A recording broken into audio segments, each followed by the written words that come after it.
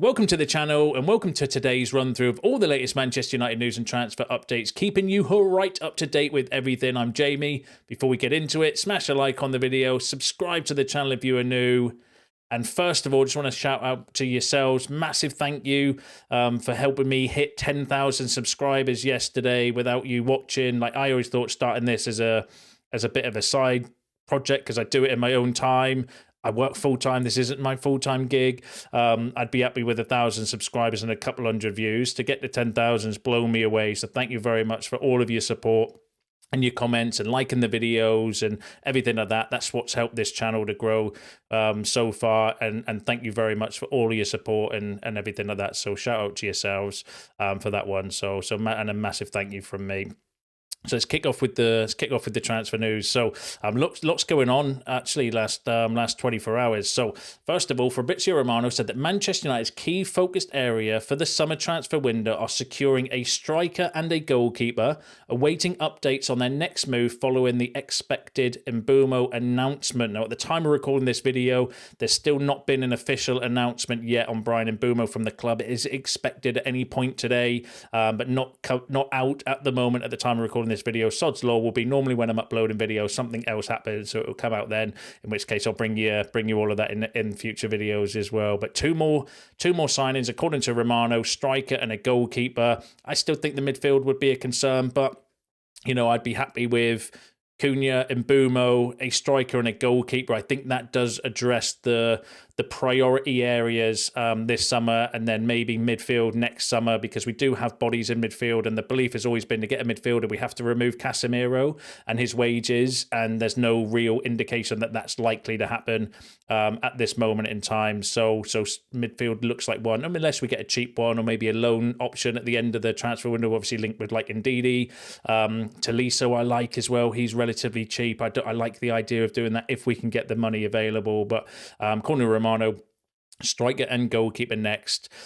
Disco Mirror, though, thinks that it's desperate to recruit at least two more signings, a striker and a midfielder. So I suppose the obvious question is to ask, which two areas would you prioritize, either a striker and a midfielder or a striker and a goalkeeper? Let me know what you think in the comments, and I'll be interested to read those later. Personally, I would rather go for, I think, striker and goalkeeper for me personally, but you can share your thoughts and feelings on that in the comments below, as I am sure that you will. Now, in terms of strikers, United rekindle interest in Sesko for number 9 role after last year's failed attempt. Jackson and Watkins also in consideration. Signing a new striker is United's next priority. So Ben Jacobs saying we're now moving on to the striker position, and I would say they're the three heavily linked names: Sesko, Jackson, and Watkins. For the striker position, in particular, in order, I would personally Watkins, Sesko, Jackson, in that order. Give us your shouts on that in the comments below.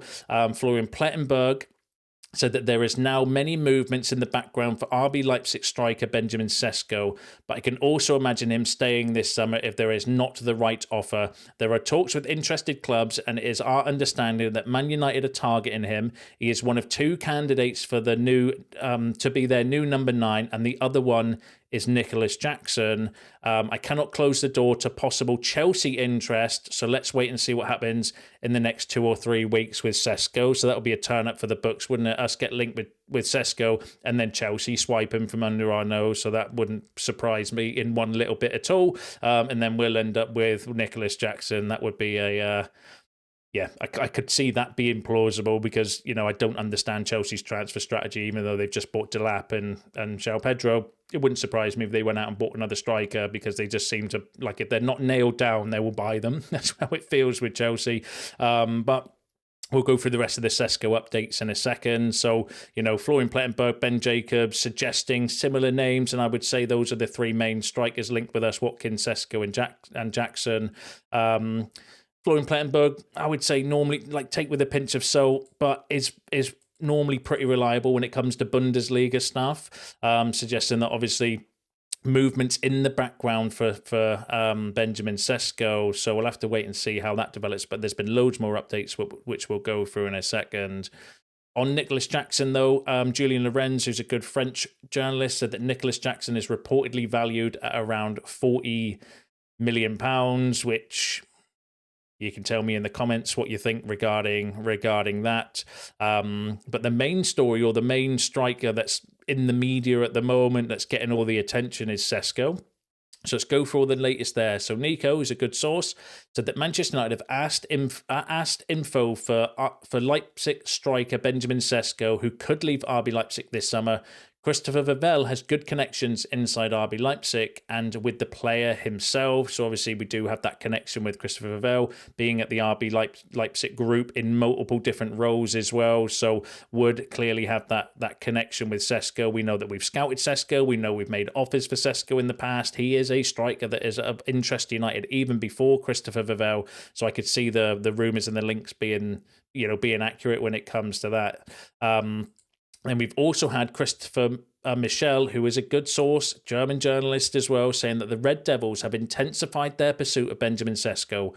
One advantage is certainly the contact of Christopher Vivell. He had various management positions in the RB universe at Salzburg and Leipzig for 7 years, so he is clearly connected when it comes to that as well. Christopher Michel also went on to say, though, that United see Sesko as an athletic penalty area striker with pace and aerial prowess, and then 0.6 goals per 90 minutes, 50% aerial duel wins, which is actually something that we are lacking. So he does tick the box in terms of that. He combines athleticism with height, so 1.95 meters in speed, fairly quick. Such a complete package is rare. Therefore, their scouts have never lost sight of him. So Christopher Michel, who is a good source as well, and obviously a German journalist as well, suggesting that talks around Sesko are intensifying, or United are intensifying their pursuit of Benjamin Sesko. I love the word in an article sometimes. It's proper good. Better England than me anyway. And obviously the Christopher Vivell connection is there as well. Fabrizio Romano had the following to say though regarding Sesko and United. So he said, on the video earlier, I told you Sunday, I told you about Benjamin Sesko being one of the options for Manchester United. Let me clarify, he is not the only one, that's for sure. It's going to be important to decide together, but also together internally at the club on how much they will have available in terms of money, also based on the outgoings. That's an important point from Romano there. That's why I think we've made inquiries, because we have been speaking to strikers and agents to understand the cost involved in the deals, and obviously you can negotiate it from there, but at least the baseline figure of what teams and everyone would be asking for, and then working out the budget, and the budget depends on exits. We'll go through all of those news in a second as well, and just working out what we can actually afford, and then depending on if we don't have much budget, then maybe we've only got the money to go for Nicholas Jackson, and he becomes a priority. If we can afford a little bit more, and we get a little bit, if we get more for Garnacho, for example, as an exit, maybe we do then have the budget to go for Sesko, because Sesko is probably going to be the most expensive striker out of the three. Watkins I would put in the middle, and again, can we do a deal with Aston Villa of some kind for Ollie Watkins? So there's lots of things that potentially could happen, but does seem that Sesko is definitely one that's being talked about anyway at the club. Romano also went on to say that remember that in the management team there is Christopher Vivell, who is a director who knows Sesko very well. He came from RB Red Bull Group, so knows Benjamin Sesko, and that's why the interest internally is being discussed. So this could be one that Christopher Vivell, who is, in charge of our recruitment, is pushing, or at least discussing, and maybe I think they're just weighing up their options. So there's no definitive, we're going for Sesko yet. We're still assessing options, but it does seem to me, going off of the recent reports, that maybe, because there's no smoke without fire, Sesko is starting to become a viable target. Whether we would get him or not, or whether we would go for him, obviously depends on the budget. That depends on exits and availability as well. There's reports that he would be available for around, I think it's around 70 million euros, so about 50-60 million pounds, around that sort of figure is being touted around by a few places. But I'd have to wait and see obviously until we start making the moves, because then they'll probably chuck another 10 million pound United tax on top of that as well, won't they? But yeah, really interesting. Give us your thoughts and feelings on Sesko in the comments. He does seem like he's, he amongst the three, he's one of the three strikers, and give us who you would pick as well out of those three, out of Jackson, Watkins and Sesko. Be interesting to hear who you would think about that in the comments below. Now, where does this all leave Rasmus Højlund? So Nico, again, good source, saying the Juventus have identified Højlund as an alternative to Kolo Muani. Total cost of the operation could reach 45 million euros. So Nico is now suggesting that maybe Juventus might have identified Højlund as an alternative to Muani. Remember, we're linked with Muani as well, so maybe that's an option that we are considering, possibly a loan for Muani if we don't have the funds. That could be a a potential option as well. But interesting that Juventus may be interested in Rasmus Højlund. And then I read this in the Manchester Evening News. So Rasmus Højlund hopes of securing a possible move out of Manchester United have taken a boost, with reports in Italy claiming the club have changed the condition of a deal. UV News 24/7 have claimed that United are no longer considering a permanent transfer and would now be open to a loan move. So that I've read that in the Manchester Evening News, suggesting that United might even now consider a loan move for Rasmus Højlund, but that would obviously depend on on what type of deal we could get and the money involved and stuff. And the problem with Højlund is because we paid such a large upfront fee for him, it would be a bit of a hit on a PSR loss. But Laurie Whitwell was saying before that United might be prepared to take a bit of a PSR loss on Højlund to get the cash in order to then, spend some money in other areas as well. So we'll have to wait and see how that plays out. Regarding Rasmus Højlund, but again, more links with Italy, mainly coming from the Italian side though as well. But Nico's actually a good source, so maybe there might be something in Juventus as well. Now the news just broken at the time of recording this video, saying Manchester United's director of recruitment, Christopher Vivell, who worked with Benjamin Sesko at RB Leipzig, is convincing Ruben Amorim of 22-year-old striker's maturity for United.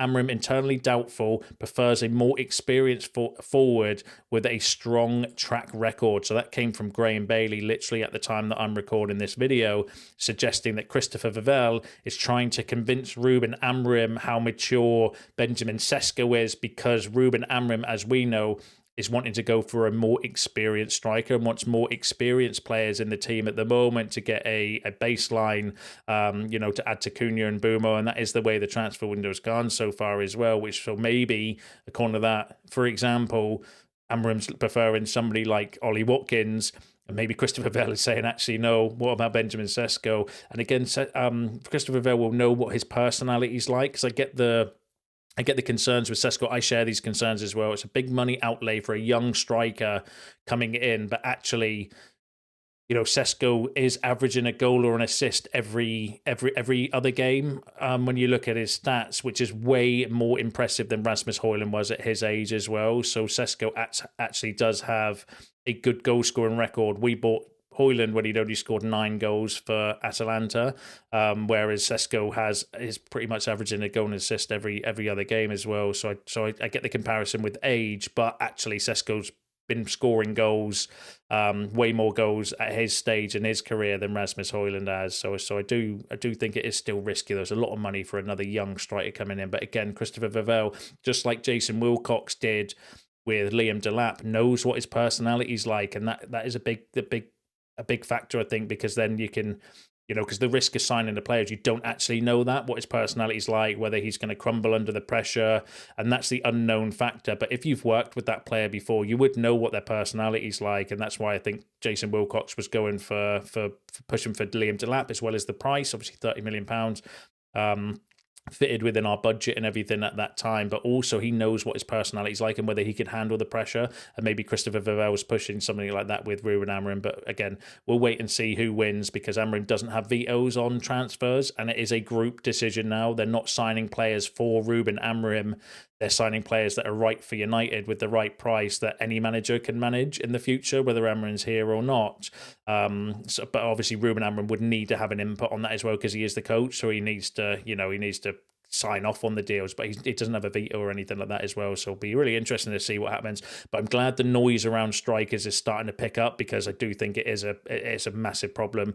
Same with the goalkeeper as well. I'm glad the noise around goalkeepers is starting to pick up as well, personally, because I think they would be the 2 areas. If you're going to sign 2 more areas, as I mentioned at the start of the video, goalkeeper and striker, for me personally, I being greedy, I would still want a midfielder as well, but that depends on the budget and availability. But give us your thoughts and feelings on that in the comments below. Now let's move on to So we want some exit news. So let's start with Jadon Sancho. So Jadon Sancho is expected to finalise the deal. So Juventus are expected to finalise the deal of Jadon Sancho after the sales of Banguala and Tim Weir. Agreement between Juve and Manchester United for 18 million euros. The player is set to sign a 4-year contract at £6 million per season. Now, that came from another Italian outlet. The main noise, though, around Jadon Sancho, I'm still waiting to see, a little bit more credibility regarding Jadon Sancho, because it all seems to be coming from Italian media. All of the noise regarding Sancho and Juventus all coming from one side, but suggesting that Juventus are expected to finalise the deal for Sancho once they get a few exits, 18 million euros and 4-year contract worth 6 million euros a season. But we've been hearing loads from Italian media over the last months, really, saying 24 hours, deal really close and all this stuff, and none of it's materialized. So I will hang fire on any news until somebody of more credibility comes out regarding Sancho. The Gazzetta was saying a likely departure of Samuel Banguala will allow Juventus to push forward with a deal for Jadon Sancho after they confirm the signing of Francisco Conceição. So maybe Juventus are looking to move some players on in order to make space and free up funds and wages and everything like that to get Sancho. But again, I'd want to see some credibility regarding the exit news, because it's all coming from Italian outlets and none of what they've said has come true so far. So we'll pay attention to it, but give us your thoughts and feelings on that in the comments below. Now, on Antony, Real Betis continued to try and raise funds, but several sources in Spain say that Atletico Madrid are emerging as favourites to sign Antony. Now, that would be good. Can we just get a move on with this one? Because I'm sick of the Antony one, because he's the actual one. There is genuinely interest from other teams. He's turned down an offer to Como. We know Betis want him. Bayern Leverkusen were interested as well, although I don't know whether that's true or whether that was lazy journalism because of the whole Erik ten Hag situation. But Atletico Madrid would be a good shout. They could maybe move a bit quicker as well, and obviously pay the funds. He wouldn't necessarily have to take such of a pay cut to go there as well. So we'll wait and see how that plays out. But yeah, the Antony one is the one that was believed to have done the quickest, and yet we've not really heard anything for weeks regarding him, apart from he's been to Old Trafford to speak about his future, and we're effectively just waiting for Betis to find the money to come in for him. But it's infuriating, this one, because there are other teams that we could be in negotiation. I mean, we might be, it's just maybe not out in the media, but there are other teams that do want Antony, and we seem to be taking our time with this Betis stuff. But we are where we are, and it is what it is regarding that. On Garnacho, Peter Hall also said that Napoli lead the race to sign Garnacho, with Chelsea also interested in the winger to strengthen their attack after Madueke's move to Arsenal. The Blues are long-term admirers of Garner's ability to run at defenders and are considering making a move. So we know the links are there with Chelsea. Interesting that Peter Hall, who is decent, suggesting that Napoli may still come back in for Garnacho, but as we know from Romano, Garnacho wants to stay in the Premier League, so it's more likely to go to Chelsea. But Graham Bailey was saying that Alejandro Garnacho is open to a move to Aston Villa amid growing interest. There has also been links with Tottenham today as well, potentially in interest in Alejandro Garnacho, and that will be huge for us now that we've got Rashford's wages off the books, with him taking a pay cut and Barcelona paying effectively his entire wages for the next 12 months. Getting the money in, getting cash in for Garnacho, I think could be huge for us for the rest of the transfer window. So maybe that's what they're waiting for, and in the meantime working on what budget we're going to get in terms, and then looking at the strikers from there as well. But give us your thoughts and feelings on that in the comments below. Now, let's move on to the goalkeeper. So Royal Antwerp believe there is a good chance an official bid will arrive from Manchester United for Sané Lemens soon. United's interest is becoming more concrete. Antwerp are hoping for 13 to 17 million pounds. Now, that came from what is reportedly a very good Belgian news outlet, or good source, saying that Royal Antwerp are waiting or expecting a bid from Manchester United for Sané Lemens. 13 to 17 million pounds is doable as well, I think, with the budget and everything like that as well. So maybe, and we've had Romano mentioning Lemens now as well. Again, it seems to be similar with the striker though, when we do have different options. Martinez and John Victor being the other ones as well. And it's working out budget, cost, who we want to go for, and maybe having that conversation with Amram and the recruitment team and staff as well. But a lot of it will depend on the budget, because John Victor is going to be the cheapest. Martinez is going to be the most expensive. To get Martinez, though, the belief is we'll have to sell Onana. There's no interest in Onana. There's not even a single rumour at the moment with Onana going, so I can't see Martinez happening. So it's more likely Lemens or John Victor, I would say, at the moment. And Romano's mentioning Lemens, so I would probably tip Lemens as being the favourite out of those two at this moment in time as well. But that could obviously all change in the drop of a hat. But give us your thoughts on Sonny Lemens. I think he's could be a good shout, especially for that price as well. Young, good stats and data and bits as well. So it does look like a real good goalkeeper to bring in, and somebody to give Onana a bit of a run for his money as well, and potentially hopefully take over in the future as well. But we'll have to wait and see how all that plays out. But give us your thoughts on that in the comments below. And then the final story I've got for you is regarding Hjulmland. So apart from Gyökeres, Manchester United are also eyeing Morten Hjulmland. Sporting are aware that Ruben Amram is very fond of the Danish midfielder, who has other admirers in England, such as Hugo Vienna's Manchester City. Now, that came from Ebola. Now, Ebola, I would say take with a pinch of salt, because we've heard story from them yesterday linking us with Victor Gyökeres, and that got debunked by Fabrizio Romano fairly quickly afterwards as well. So Ebola are not all the hit and miss. Sometimes they are fairly decent though as well, but I would say take the Hjulmland one with a bit of a pinch of salt. He's got like a £60 million release clause as well, or around that figure, I believe. So, but yeah, we'll wait and see how that plays out. But give us your thoughts and feelings on that in the comments below. So I'm just going to check to see if there's been any announcements, because the Mbeumo news is expected to come out at any time, so nothing at the time of recording this video. So that's you all up to date with the latest news and transfer updates. Don't forget to smash a like on the video on your way out. Subscribe to the channel if you are new. See you in the next one.